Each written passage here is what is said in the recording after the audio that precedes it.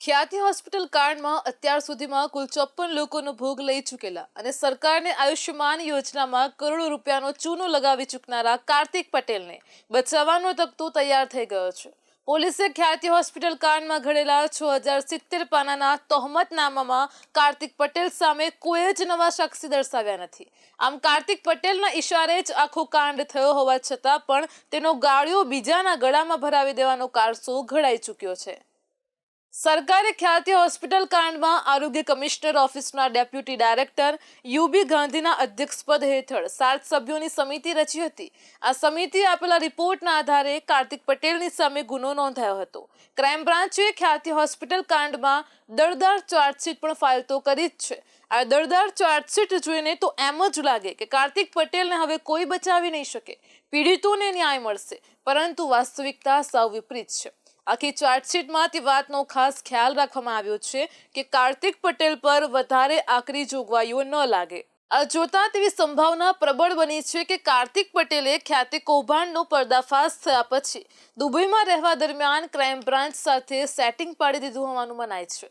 ખ્યાતિકાંડનું આખું તહોમતનામું એ રીતે કરવામાં આવ્યું છે કે કાર્તિક પટેલ જાણે આ ઘટના માટે જવાબદાર જ નથી.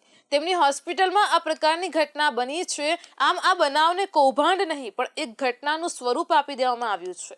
તેના પગલે કાર્તિક પટેલ સામે આગામી સમયમાં કેસ ચાલશે તે કેટલો પાંગડો હશે તે તેમની ચાર્જશીટ પર જ કહી આપે છે.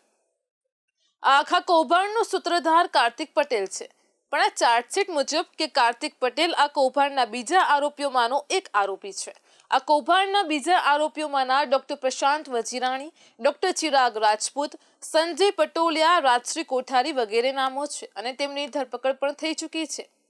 આરોપીઓએ સરકારની પીએમજે યોજનાનો ફાયદો ઉઠાવીને જરૂર ન હોય તેવા લોકોના પણ સ્ટેન્ટ નાખીને ઓપરેશનો કર્યા હતા અને ઓપરેશનના લીધે અત્યાર સુધીમાં કુલ 54 લોકોનો ભોગ લઈ લીધો હોવાનું માનવામાં આવે છે. જોકે હાલમાં તેમની સામેનો કેસ તો બોરીસરામાં યોજેલો કેમ્પ પછી તેમને ત્યાં ઓપરેશન કરાવ્યું હતું તે દર્દીઓના મોતનો જ છે. આશ્ચર્યની વાત એ છે કે આ દળદાર ચાર્જશીટમાં કોઈ જ નવા સાક્ષી નથી. પહેલા હતા તેટલા જ છે. આરોપીઓ સામે આરોપ પુરવાર કરવા સાક્ષી તો જોઈએ ને. હવે આટલા મોટા કૌભાંડમાં જે લોકો તેનો ભોગ બન્યા હોય તે તો સાક્ષી હોય ને, પણ અહીં તો તેમાંના પણ કેટલાય લોકોને સાક્ષી તરીકે લેવામાં આવ્યા નથી. આ સંજોગોમાં કાર્તિક પટેલ આણી મંડળી સામે કેસ ચાલતા પહેલા જ નબળો પાડી દેવામાં આવ્યો હોવાની વાતો થઈ રહી છે. ખ્યાતિકાંડમાં કુલ 30 સાક્ષી છે. તેમાં 7 સાક્ષીઓના જ મેજિસ્ટ્રેટ સમક્ષ નિવેદન લેવામાં આવ્યા છે. ખ્યાતિકાંડનો કેસ અમદાવાદ ગ્રામ્ય કોર્ટમાં ચાલનારો છે. ચાર્જશીટમાં નીલ નામની વ્યક્તિને વોન્ટેડ આરોપી તરીકે દર્શાવવામાં આવ્યો છે, પણ તે કોણ છે તેને જણાવ્યું નથી. તેના અંગે કોઈ ફોડ જ પાડવામાં નથી આવ્યો. અમદાવાદ ગ્રામ્ય કોર્ટમાં ક્રાઇમ બ્રાન્ચે રજૂ કરેલી ચાર્જશીટ મુજબ આરોપીઓએ જંગી નફો મેળવવાની લાલચમાં માનવતાને વિસારે પાડી દઈને ગરીબ અને નબળા વર્ગના દર્દીઓ માટે કેમ્પ યોજ્યા હતા. તેમને ગંભીર બીમારી ન હોવા છતાં પણ ડરાવીને હોસ્પિટલ લાવીને તેમનું ઓપરેશન કર્યું હતું. આ રીતે હોસ્પિટલોને દર્દી પૂરા પાડનારા ડોક્ટરોને હોસ્પિટલ કમિશન આપતી હતી. દર્દીનું અનાવશ્યક ઓપરેશન ફક્ત સરકારની પીએમજે યોજનામાંથી રૂપિયા પડાવવા માટે થતું હતું. આ રીતે તેઓ સરકારની આયુષ્યમાન યોજનામાંથી 17 કરોડથી પણ વધુ રકમ ઉસેટી ચૂક્યા હોવાનું આરોપનામામાં જણાવ્યું હતું. આ ઉપરાંત તેઓ મીટિંગ કરીને ડોક્ટરોને વધુ દર્દીઓ લાવવાની સૂચના પણ આપતા હતા.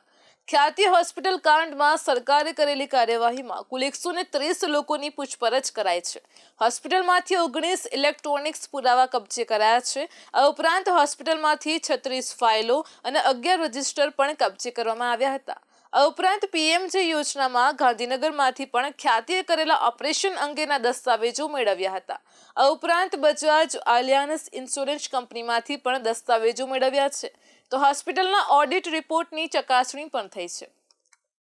તેના અંગે કંપની રજિસ્ટરમાંથી પણ બધી વિગતો મેળવાઈ છે. તેના પછી ખ્યાતિ હોસ્પિટલમાંથી સારવાર કરનારાઓએ યુએન મહેતામાંથી સારવાર મેળવી હતી. તેના રિપોર્ટ પણ મેળવવામાં આવ્યા છે.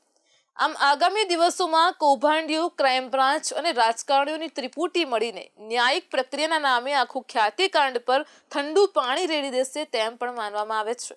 આમ ખ્યાતિ હોસ્પિટલ કાંડમાં પોતાના સગાને ગુમાવનારા આગામી દિવસોમાં ન્યાય માટે હાથ ઘસતા રહી જાય તો આશ્ચર્ય નહીં થાય. મોટા માથા બચી જશે અને ગાડિયા માટે કોઈ બકરો ચોક્કસ શોધી લેવાશે. અને વાત કોર્ટમાં ગઈ છે તો આ કૌભાંડના પીડિતોને હવે મળશે તો એક જ વસ્તુ, અને તે છે તારીખ.